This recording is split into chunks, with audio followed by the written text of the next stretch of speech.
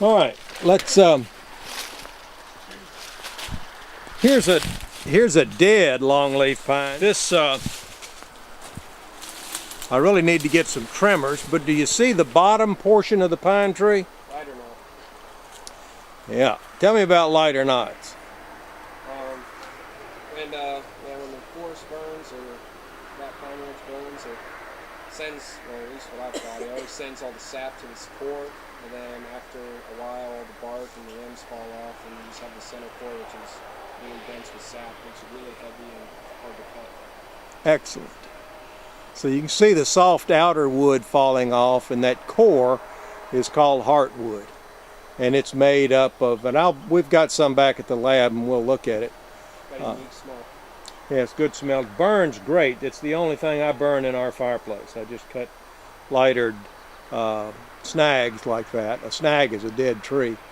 A lightered snag is one that's all the soft wood around the outside's rotted off, and what you're left with is that heartwood that's called lighter. And it's full of resin. And there used to be a big industry in all over the southeastern United States where they would scratch pine trees and let the sap run down, and they'd collect the sap in these cups, and then they'd boil it down, and they had stills. They distill it into stuff that they called naval stores, and turpentine was one of the products, and there was lots of sticky resinous stuff that they used to stick between the boards of the wooden ships to keep them from leaking.